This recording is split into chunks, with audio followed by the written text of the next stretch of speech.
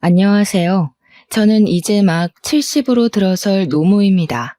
요양원 생활을 하면서 새롭게 컴퓨터를 좀 배웠는데 젊은 직원 선생님들이 재밌는 걸 알려줘서 우연히 사연을 접하게 되었어요.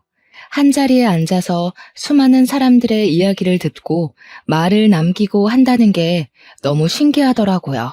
요즘은 많은 사연자들에게 응원의 말 한마디 남기는 재미로 살고 있어요.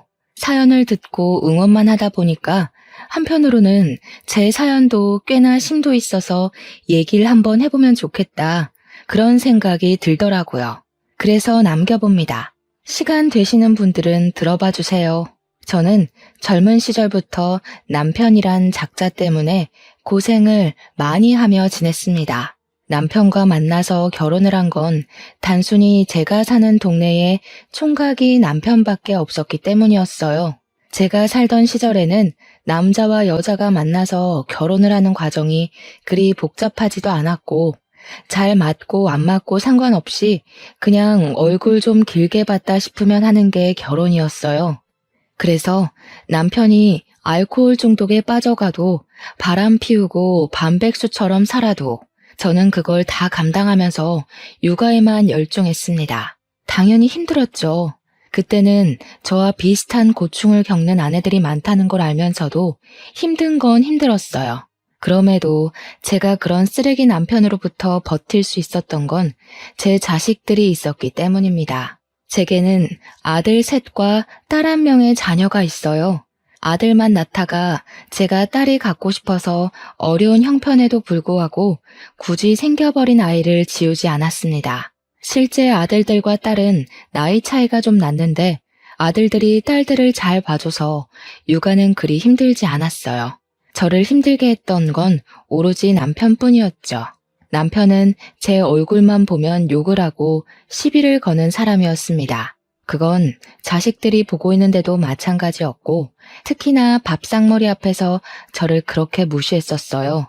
반찬이 뭐 이따위야. 지금 나 백수라고 반항하는 거냐? 돈 못 버니까 밥도 거지같이 처먹어라 이거야? 인연이 틈만 나면 사람 성질 긁네. 애들 앞에서 욕 좀 그만해. 애들이 뭘 보고 배우겠어. 내가 언제 당신한테 돈 못 번다고 시비 건 적 있어? 당신 혼자 자존심 상해서 내 성질 긁는 거 아니야. 그런 식으로 목소리만 높이면 가장 위험이 산대? 남편 때문에 저희 집 밥상이 엎어지는 건 그리 놀랄 일이 아니었고 한 끼를 2번 차리는 것 또한 익숙했던 때였습니다. 이반이 백수라서 제가 남편을 대신해 일을 해야 했어요. 남의 집 식당에서 잡일까지 하며 돈을 벌었습니다. 그 식당은 규모가 작아서 직원을 저 하나만 썼거든요.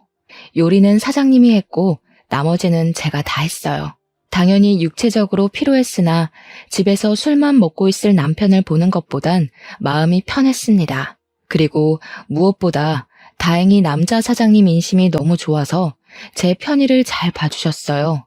또 월급이 참 괜찮았는데 저 하나 있는 것도 직원이라고 복지 혜택을 잘 챙겨주시더라고요. 연차도 있었고 명절 보너스도 있었습니다. 제게 유일한 운이 있다면 일복이 아니었나 늦게나마 생각을 해보네요. 바깥일도 제가 하고 집안일도 제가 해야 해서 힘에 부치긴 했지만 자식들만 생각하면 주저앉을 수가 없었어요. 제가 할 수 있는 최대한의 체력을 내면서 살았죠. 자식들에게 많은 걸 누리게 해주진 못해도 학교 공부는 하게 해주고 싶었고 용돈 들고 친구들과 놀 수 있게 해주고 싶었거든요. 그 나이에 누릴 수 있는 최소한의 인생만큼은 꼭 살게 해주고 싶었습니다. 그래서 아들들과 나이 차가 좀 나는 딸을 만삭이 되도록 안고 있었을 때도 일을 했었고 출산을 하고서 갓난아기를 등에 업고도 일을 했을 정도로 돈 버는 데 미쳐 있었어요. 그런데 남편은 제가 그리 노력하는 게 마음에 들지 않았나 보더라고요. 돈 없으면 돈 벌어 오라고 난리였고 돈을 벌러 나가면 집구석에 안 박혀 있고 어딜 싸돌아다니냐고 난리였습니다. 너 설마 남자 생겼냐? 그래서 자꾸 싸돌아다니는 거지? 그게 아니면 벌어오는 돈도 쥐꼬리만 하면서 뭐 한다고 하루 종일 나가 있어? 하여간 불륜만 저질러 봐. 인정사정 없이 소송할 줄 알아. 네가 그런 말 할 자격이 된다고 생각하냐? 너는 내 돈 다 뺏어서 딴 년 만나러 다니잖아. 나야말로 소송해줘? 네가 만난 여자들 얼굴 다 알고 있는데 하나씩 다 고소해버릴까? 자식들 앞에서 웬만하면 안 싸우고 싶었는데 남편이 하는 꼬락서니를 보면 안 그럴 수가 없어서 끝내 목청 높여 다투길 반복했어요. 자식들은 우리 부부싸움 때문에 그 지옥에서 늘 두려움을 안고 살았을 겁니다. 자녀들의 눈빛이 불안정한 걸 알면서도 저 또한 사람이었던지라 남편 새끼를 두고 이성을 붙들고 있기가 어려웠네요. 그건 아직도 자식들에게 미안한 점이라고 생각하고 있어요. 그런 불안정한 가정에서 자랐는데 애들이 어떻게 부모를 보고 존중하겠습니까? 당시만 해도 제가 나름 최선을 다해 자식들만 보고 살았다 생각을 했었는데도 아이들의 입장은 전혀 달랐어요. 아들 셋이서 나란히 고등학생일 때 저희 딸은 초등학생이었는데요. 아들들이 머리가 커가니까 우리 부부를 바라보는 시선이 어쩐지 점차 보이더라고요. 한 번씩 아들들이 의견을 좀 더 확고하게 표현하기도 했고요. 어느 날 큰아들이 느닷없이 저더러 남편과 이혼하라고 했을 때 크게 느꼈습니다. 그땐 남편이 술에 찌들어 자고 있을 때였어요. 그 거침없는 발언에 순간 저는 아무런 답을 못 줬습니다. 딸은 옆에서 이혼이 뭐냐고 묻고 있고 아들 셋은 그저 제발 우리끼리 나가 살자고 저한테 더더 졸랐죠. 솔직히 엄마가 계속 아빠한테 괴롭힘 당하는 걸 보는 게 너무 힘들어. 공부에 집중도 안 되고 그냥 아빠가 죽었으면 좋겠어. 이젠 내가 못 참아서 그래. 제발 나가서 살자 엄마. 저 또한 남편을 죽일 만큼 미워했고 속으로는 수천 번 수만 번 이혼 소송을 했어요. 그러나 그건 단지 속마음뿐이었지 실천할 엄두는 내본 적이 없었습니다. 제가 이혼을 하지 않는 게 내 새끼들을 위한 것이라고 착각했었거든요. 애들이 저랑 남편을 보는 눈빛이 많이 냉정해졌다고 생각은 했었지만 이혼을 하라는 말을 직접적으로 한 적은 그날이 처음이어서 좀 많이 충격받았던 것 같아요. 그저 남편이랑 저를 미워하고 있는 줄로만 알았는데 이렇게까지 갈라놓고 싶어 하는 줄 몰랐습니다. 그날 아들들은 이왕 입을 턴 김에 남편을 향한 많은 악감정을 저에게 표출을 했어요. 그때 제가 무슨 기분이 들었냐면 이 사태가 계속 가다간 돌이킬 수 없는 문제로 번질 것 같은 기분이 드는 거예요. 그래서 저는 일단 생각해 보겠다고 애들을 달랬습니다. 어두컴컴한 새벽. 잠도 못 자고 앉아서 멍 때린 적이 있었어요. 바보같이 돈만 열심히 벌면 되는 줄 알았고 그 돈으로 애들을 뒤떨어지지 않게 키우기만 하면 되는 줄 알았는데 저 혼자서 몸이 부서질 만큼 엄마 노릇에 최선을 다하고 있다고 생각했는데 애들 생각을 직접적으로 듣고 나서는 모든 게 저의 합리화였단 걸 알았어요. 저는 한 번씩 제 사정을 식당 사장님께 얘기하곤 했는데요. 가장 제 문제를 객관적으로 또 진심으로 봐줄 사람이었기에 이 사단 또한 사장님의 조언을 듣고 싶었습니다. 나도 말은 못했지만 희영 씨가 그 집에서 나왔으면 좋겠다고 생각했어요. 희영 씨처럼 좋은 사람은 그런 대접받고 살 필요 없거든요. 남편의 막무가내 인성까지 희영 씨가 보듬어야 될 의무라고 생각하진 않았으면 좋겠어요. 저는 언제부턴가 식당 사장님에게 위로받는 날이 늘어갔습니다. 식당 사장님이 하는 말에는 늘 힘이 있었고 저는 사장님의 말로 인해 제 가치를 좀 더 좋게 보기도 했었어요. 그래서 아마 더 용기를 얻어 결정을 내릴 수 있었던 것 같아요. 제가 큰 마음 먹고 결정 내린 사항은 일단 별거였습니다. 역시나 시대적 분위기 탓에 감히 이혼까진 감당할 자신이 없어서 일단 애들만 데리고 야반 도주를 했어요. 도망치는 건 어렵지 않았습니다. 남편이 늘 술에 취해 있었으니까요. 아직 고등학생일 뿐인 아들들이 듬직하게 저를 도와줘서 더 쉽게 가출할 수 있었습니다. 애들을 데리고 나왔으면 당연히 준비된 거처가 있어야 하잖아요. 제가 마음을 크게 먹고 가출할 수 있었던 건 고맙게도 사장님이 형편 어려운 제 사정을 받아주는 덕이 있었기 때문이었어요. 저희들은 당분간 사장님께 신세를 지게 된 것이었죠. 사장님은 작은 가게를 운영하는 것에 비해 사는 곳이 꽤 넓었습니다. 평소에는 그냥 평범한 식당 주인이라고만 생각했는데 사장님 집을 처음 보고서 그분의 재력을 대강 체감했어요. 흔쾌히 저희 식구를 보듬어 준다길래 혼자 사는 사장님 집에 민폐가 되지 않을까 걱정했거든요. 근데 사장님이 괜찮다고 계속 자기 집에 오라고 하는 겁니다. 역시 믿는 구석이 있어서 저희에게 배려를 해준 거더라고요. 듣자 하니 사장님은 큰 집을 부모님께 물려받았다고 했습니다. 2층 주택이었는데 위아래 세대가 완전히 분리되어 살 수 있게 대문도 2개로 나누어져 있는 곳이었어요. 원래는 세를 주려고 했는데 마침 제 사정을 알게 되어 저한테 선의를 베풀어 주신 거더라고요. 사장님 덕분에 저희는 가출을 한 신세에도 원래 살던 환경보다 훨씬 좋은 집에서 살 수 있게 되었습니다. 사장님은 1층을 사용했고 저희 식구들은 2층에 새들어 살게 되었죠. 사장님이 애들 독립하기 전까지 공짜로 지내라 했으나 더 이상 신세 지는 건 아니라고 생각해서 저는 월급에서 떼 월세를 따로 지불했습니다. 다행히도 남편은 우릴 찾지 못했어요. 제가 어디서 일하는지 관심도 없던 양반이니까 찾을 수가 없었겠죠. 애들은 무사히 무럭무럭 커서 아들들은 다 장가를 가게 되었고 딸만 대학생으로 제 곁에 남을 때까지 저는 정말 마음 편하게 지냈어요. 그동안 사장님이 우리 애들을 마치 자기 자식처럼 잘 대해주고 아빠 없는 빈자리가 느껴지지 않도록 우리 애들에게 과분한 관심을 주어서 얼마나 고마웠는지 모릅니다. 정말 다 갚을 수 없을 만큼 무한한 은혜를 받고 살았어요. 그리고 저는 그런 사장님의 마음이 단순한 친절인 줄로만 알았습니다. 그러나 사장님이 다 저를 좋아했기 때문에 흔쾌히 모든 걸 지원해줬다는 걸 알고는 좀 놀랐어요.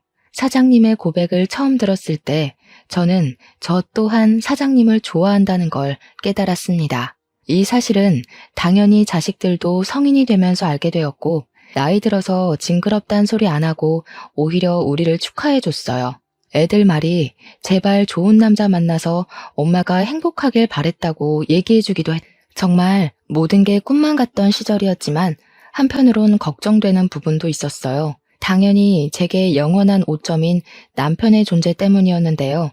그땐 제가 남편과 별거한 지 15년이 되었을 때였습니다. 별거를 하고 한 번도 남편을 본 적이 없었고 어쩔 때는 남편의 존재가 하루 종일 생각나지 않았을 정도로 까마득할 때도 많았어요. 사장님 집으로 도피해서 살아온 순간이 진짜 제 삶이라고 착각하며 15년을 보냈었죠.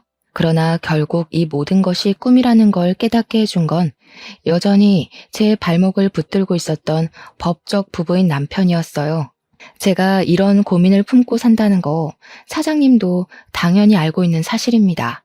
그러니 사장님이 먼저 해결 사안을 말해주더라고요.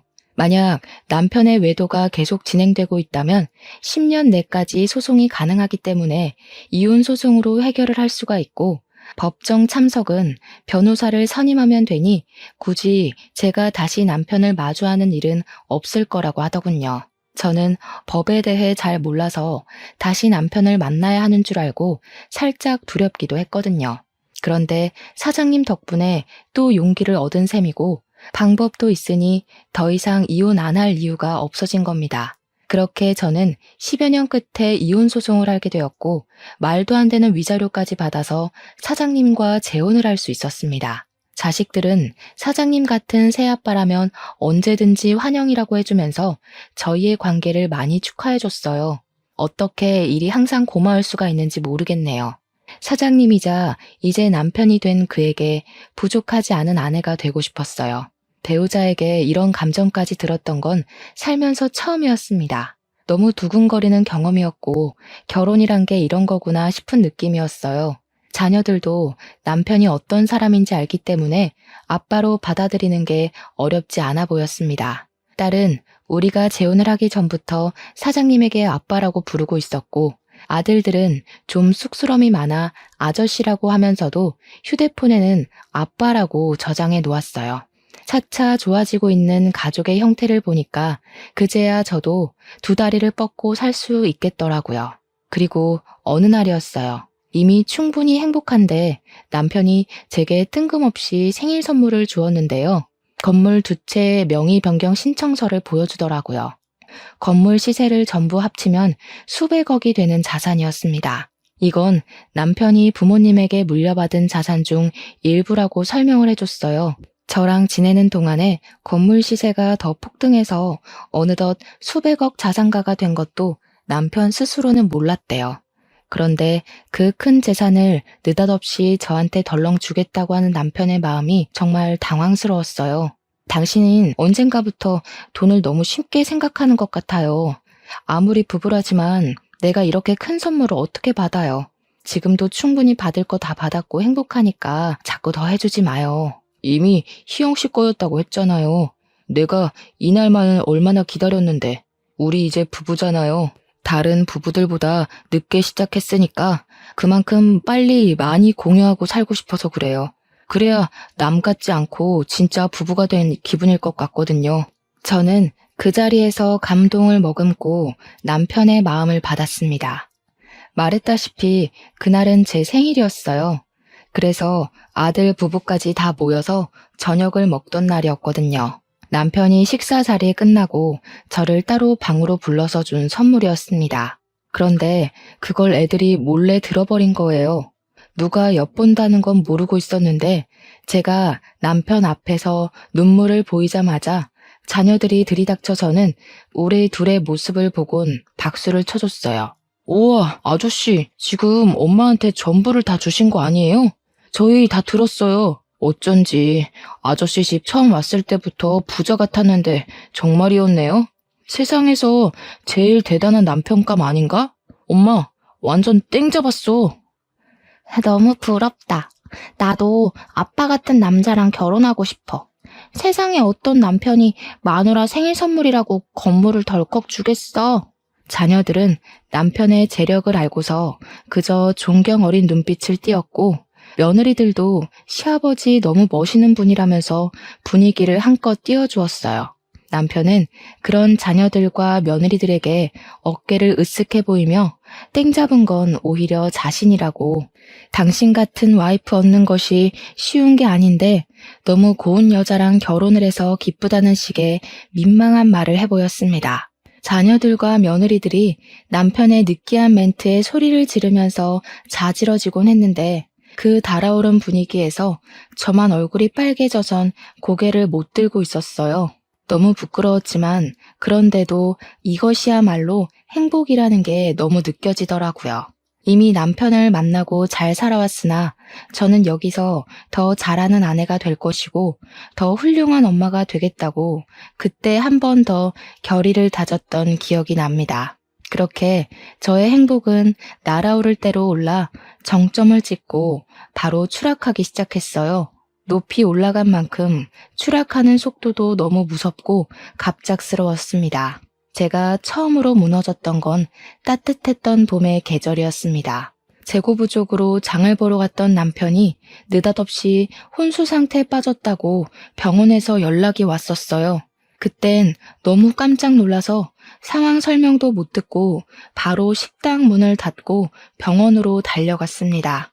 제가 도착했을 때 자녀들이 이미 남편 곁에 있었어요. 저는 의식 없이 누워있는 남편을 보면서 도대체 어떻게 된 거냐고 울음에 묻힌 목소리를 내보냈습니다. 그러니 장남하는 말이 병원 측에서 음독사고로 남편이 쓰러진 채 발견이 되었다고 하더라고요. 음독사고라니 정말 뜬금없는 이유였습니다. 제 남편은 장을 보러 나간 건데 어디서 어떻게 독약을 먹는단 말입니까? 제가 전혀 사고에 대한 이해를 못하고 있자 거기서 장남이 머뭇거리다가 몇 마디 더 보태었어요. 아저씨가 아무래도 아빠를 찾아갔던 것 같아. 둘이 어떻게 연락이 돼서 만난 건지는 모르겠는데 소방관이 하는 말 들어보니까 우리 옛날 살던 집에서 아저씨가 사고를 당했다고 하더라고. 이게 무슨 마른 하늘의 날벼락인가 싶었어요. 제가 이혼을 못했던 것도 아니고 저랑 전 남편의 관계는 이미 다 정리가 된 상태였는데 남편이 왜 전 남편과 접선을 했을까요? 설명을 들으면 들을수록 머릿속이 복잡하기만 했습니다. 장남한테 남편이 왜 전 남편을 만났냐고 대신 물어도 장남 또한 그것까진 모르겠대요. 경찰에선 이미 전 남편을 구속해서 조사 중이라고 하는데 거기서도 전 남편이 남편과 왜 접선을 했는지 별다른 이유는 말 안 한다고 하더라고요. 그나마 남편한테 해코지한 이유 정도는 전 남편이 선뜻 밝혔다는데 그냥 제가 괘씸해서 그랬다는 자백이었답니다. 아무리 사람한테 안갚음이 있어도 그렇지 어떻게 멀쩡한 사람을 반 죽여놓는단 말인가요? 음독을 시도했다는 건 명백히 살인 미수잖아요.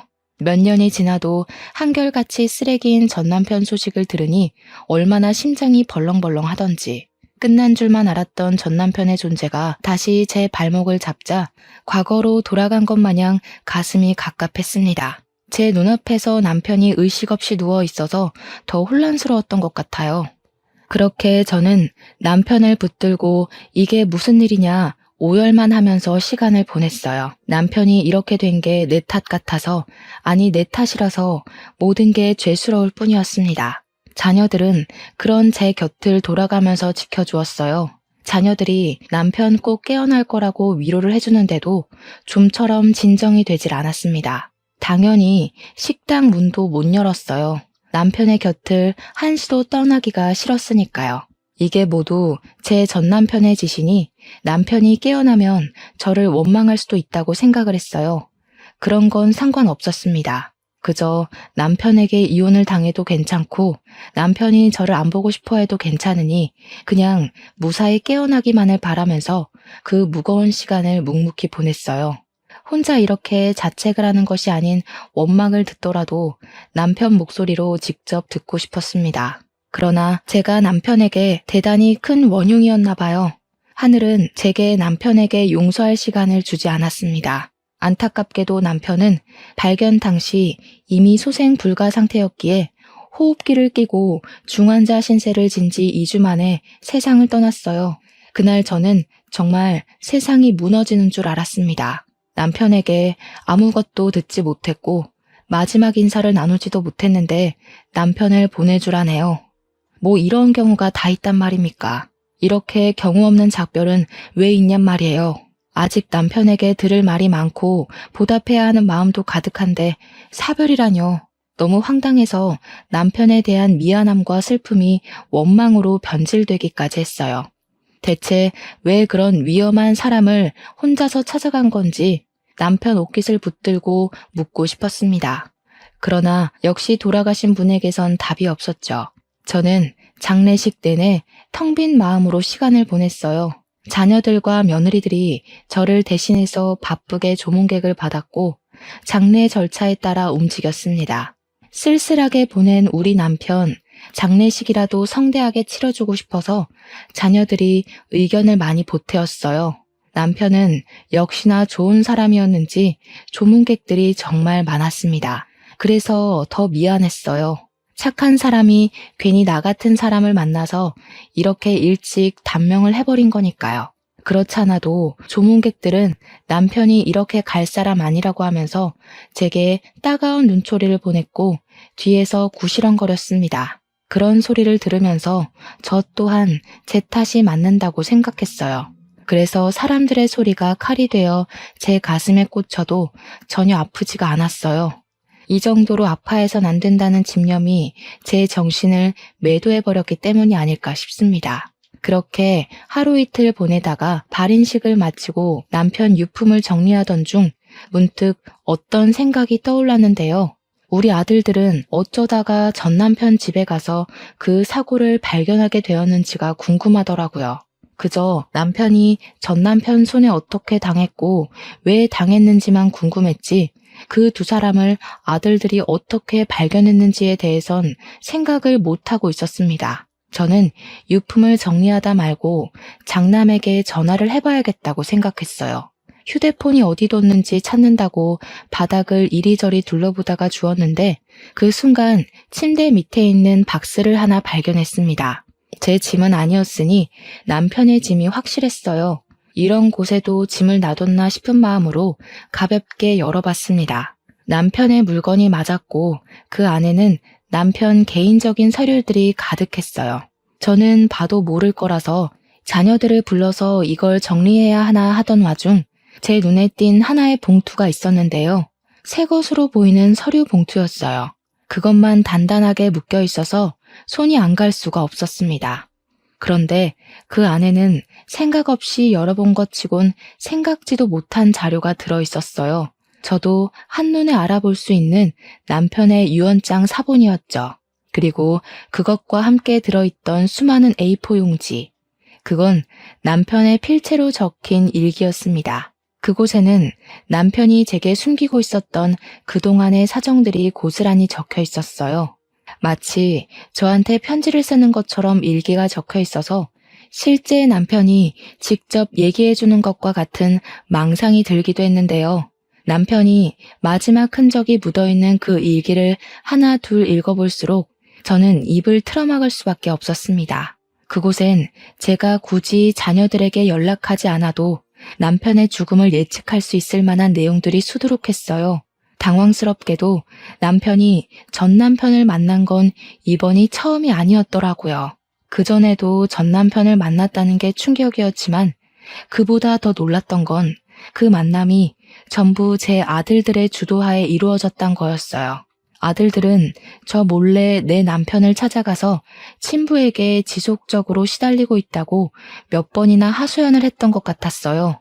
착한 남편은 아들들의 고충을 듣고서 고민을 많이 했을 거고 자녀들에게 진정한 아빠가 되고 싶다는 이유로 그 문제를 직접 나서서 해결하려고 했을 거예요. 그러니 아들들이 남편을 데리고 전 남편을 만나러 다녔겠죠. 분명 아들들은 제 앞에서 남편과 전 남편의 접선이 어떻게 이루어졌는지 모른다고 했었는데 그 일기가 사실이라면 아들들은 제게 거짓말을 했다는 것이 됩니다. 이미 이것만으로도 충격이었는데 남편의 마지막 일기로 보이는 곳에는 더 충격적인 사실이 적혀 있었어요. 저에게 경고를 해주는 듯한 문구였습니다. 전 남편과 아들들의 사이를 믿지 말라고 적혀 있더라고요. 아무래도 아들들이 전 남편과 거래를 한 것 같다는 알 수 없는 말도 있었고 조금 더 알아보고 저한테 다 말해주겠다고도 쓰여 있었습니다. 너무 놀라서 저는 이걸 어떻게 해야 하는지 고민을 많이 했어요. 우선 아들들이 왜 저한테 거짓말을 한 건지 이해가 안 되었습니다. 그리고 남편이 마치 우리 아들들이 수상하다고 얘기를 하고 있는 사실도 머리 아플 만큼 혼란스러웠어요. 제가 이 수많은 의문들을 다 풀어내면 남편 유언장이 가리키는 문구 또한 받아들일 수가 있는 걸까요? 남편 유언장에는 자신의 재산 상속 증여를 모두 제게 일임한다고 적혀 있었어요. 원래 남편은 저뿐만 아니라 자녀들에게도 자신의 재산을 증여해줄 마음이 있던 사람이었어요. 그랬던 사람이 제게 재산을 전부 일임했습니다. 이건 분명 자녀들에게 재산을 줄 수 없는 이유가 있다는 걸 뜻하는 것 같았어요. 아들들에게서 돌아선 것 같은 이 유언장은 남편의 말 못했던 사정을 대신 표현해주고 있는 것 같기도 했습니다. 차마 모른 채 할 수가 없는 사실이었어요. 진실을 마주하는 게 너무 무서웠지만 저는 이 사실을 아들들에게 알리지 않았습니다. 대신 딸을 기다렸습니다. 남편 일기장에는 아들들 언급만 있었지 딸 얘기는 없었거든요. 그리고 딸은 남편 장례식에서 누구보다 서럽게 울었고 장례가 끝난 후에도 밥도 옳게 못 먹을 만큼 시름시름 앓았던 아이였어요. 저 못지않게 남편의 죽음을 크게 애도하였습니다. 그런 딸이 아들들처럼 숨은 얼굴을 갖고 있을 거란 생각은 못했어요. 남편이 죽고 난 후 딸은 퇴근하고 귀가하면 방에만 박혀 있었는데요. 그 모습은 저랑 정말 많이 닮은 모습이었어요. 그런 딸의 마음을 제가 다잡아주고 기운을 북돋아줘야 하는데 못나게도 엄마로서의 역할을 제대로 못했습니다. 그날도 딸은 방에만 박혀서 저녁 먹을 생각을 안 하고 있었어요. 그래서 제가 오래간만에 딸 방을 찾아갔습니다. 그 순간 방문 가까이 가니까 안에서 어떤 말소리가 들렸어요. 그때부터 저는 기척을 숨긴 채 문에다 귀를 바짝 대어 들어봤습니다. 나도 매일 눈물 짜내느라 힘들어. 이러다 진짜 우울증 올 것 같다니까. 억소리 나는 돈만 아니었으면 나 진짜 다 관뒀다. 돈 받으면 이 집 바로 나갈 거야. 우리 어디 갈래? 발리 갈까? 자기 발리 가고 싶어 했잖아. 딸의 생생한 목소리에 저는 귀신이라도 본 것 마냥 문에서 떨어져 나갔습니다. 딸에게서 남편 일기장에 적혀있는 아들들의 소름 돋는 모습까지 투영되어서 보이는 듯했어요.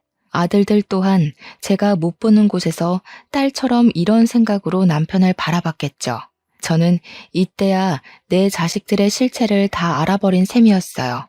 내 자식들이 남편을 아빠라고 받아들였던 게 전부 남편의 재산 때문이라는 걸 알았습니다. 아들들과 딸은 결코 우리 남편 죽음을 슬퍼한 적이 없다는 거였고, 여태껏 나와 같은 모습을 하고 있다 생각한 딸의 눈물도 거짓이라는 거 아닙니까? 딸의 이면적인 모습에 충격받은 저는 그곳에서 찍소리도 못하고 얼른 방으로 돌아와 버렸습니다. 아들들 모습은 안 봐도 비디오이니 확인해 볼 필요가 없다고 생각했어요.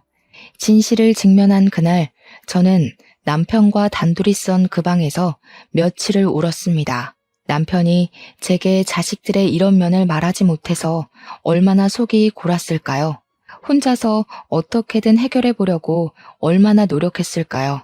저는 남편 앞에 악마 새끼들을 끌고 온 것 같아 미안해서 괴로울 지경이었습니다. 그러나 이대로 울고만 있을 수는 없었어요.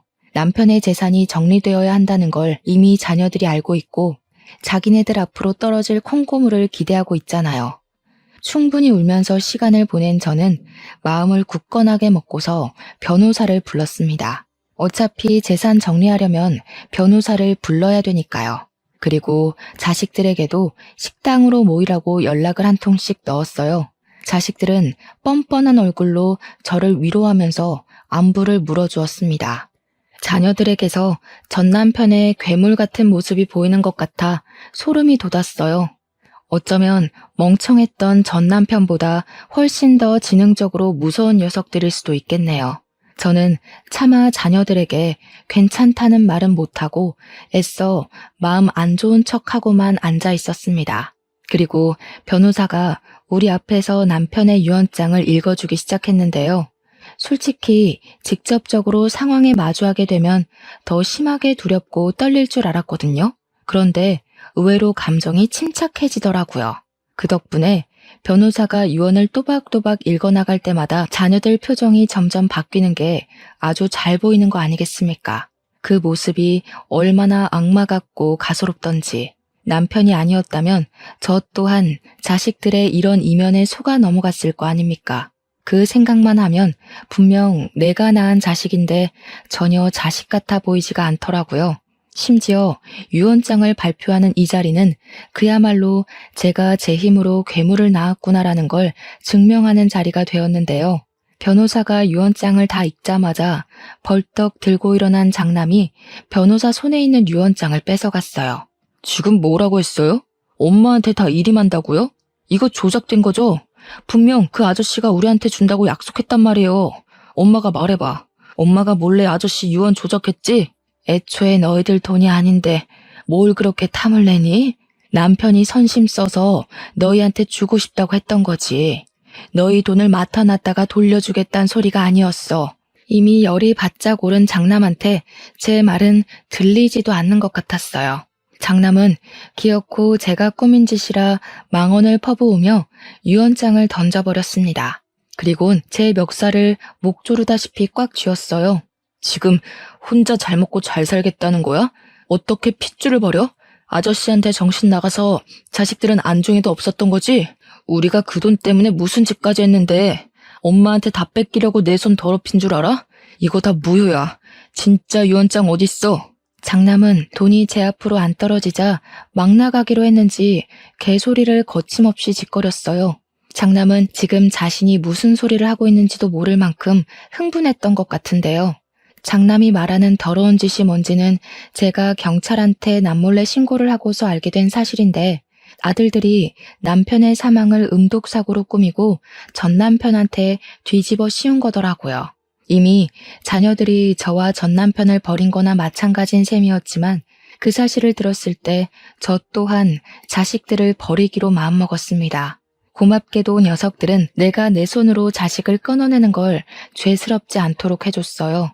장남뿐만 아니라 둘째도 셋째도 제게 남자한테 정신 나가서 재산 다 독식한다고 패륜적인 발언을 서슴지 않았습니다. 어디 아들들 뿐이었겠습니까?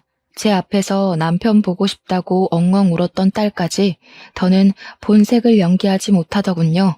이거 100% 엄마 혼자 다 먹으려고 수 쓴 거야. 오빠, 경찰 불러. 무조건 조사해봐야 돼.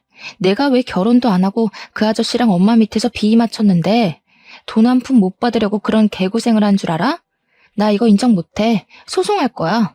딸은 이제 남편을 아빠라고 칭하지도 않더군요. 이 녀석들의 난동을 눈앞에서 보고 있는데 얼마나 어처구니 없었는지 모릅니다. 자식들이 이 모양 이 꼴인 것도 제가 다 잘못 키운 탓이겠죠. 녀석들이 아무리 유언장이 가짜다 뭐다 개소리를 해도 그것에 대해 증언해줄 변호사가 버젓이 서 있는 상황에서 사실을 부정하는 건 그저 기운 빼는 짓밖에 안 되었어요. 남편이 직접 했다는 건 누구보다 변호사가 가장 잘 알고 있는 사실이잖아요. 굳이 제가 나서지 않아도 제 결백은 알아서 증명이 되었고 그래서 저는 더 마음 놓아 서름을 토로할 수 있었어요. 너네들 이러려고 내 남편을 아빠로 받아들였니? 그 사람이 너네한테 얼마나 진심으로 대해줬는지 몰라서 이래? 아빠 없는 애들처럼 안 보이게 하려고 얼마나 부유하게 누리도록 해줬는데. 그러니까 돈이나 내놓으라고. 이러면 그동안 해준 것도 욕먹는다는 거 몰라? 그리고 우리가 마음에도 없는 아저씨 집에 들어가서 아빠 대우해줬으면 돌아오는 게 있어야지. 솔직히 엄마만 좋자고 아저씨 집 들어간 거잖아. 애들 입에서 나오는 대사 한마디 두마디가 제 감정을 더 밑바닥으로 끌어당겼습니다. 아마 제가 자기네들 엄마가 아니었다면 이 녀석들이 벌써 손찌검을 하고도 남았을 거란 생각이 들었어요. 변호사는 어쩌지 못하고 그저 자녀들을 말려주기만 했는데 자녀들은 이미 눈에 뵈는 게 없는지 변호사까지 밀치면서 공격적인 태세를 보였습니다. 식당 아니었던지라 식탁 위에 위협이 될 수 있을 만한 수저라든지 가위라든지 등등이 있었는데 그것까지 손에 쥐면서 제게 겁을 줬어요. 다 시끄럽고 그래서 아저씨가 엄마한테 다 일임했다고? 그럼 엄마 손에 돈 있는 거네? 그래, 핏줄도 아닌 아저씨 돈을 우리가 받아 처먹는 거 불편했을 수도 있지. 근데 이젠 그거 다 엄마 돈 된 거잖아. 우린 엄마 핏줄이니까 이제 받을 이유 마땅해진 거 아니야? 꿈도 꾸지 마라. 너희들한테 줄 돈은 하나도 없다. 남의 돈으로 호의호식할 생각 말고 없으면 없는 대로 생기면 생기는 대로 그렇게 살아. 어디서 남이 피땀 흘려 번 돈을 함부로 뺏어가려고 해? 엄마는 너희 그렇게 가르친 적 없어. 말로 안 통하네. 엄마까지 아저씨 곁으로 보내줘야겠어? 자식이 나쁜 생각하도록 만드는 건 다 부모 탓인 거야. 자식이 똑바르게 자라길 바라면 자식들이 원하는 걸 해줘야지. 엄마 혼자 배부르게 다 처먹을 게 아니라 엄마 명줄 끊길 때까지 자식들한테 헌신하면서 살아야지. 저는 결국 장남의 발언을 다 듣지 못하고 귀싸대기를 날렸습니다.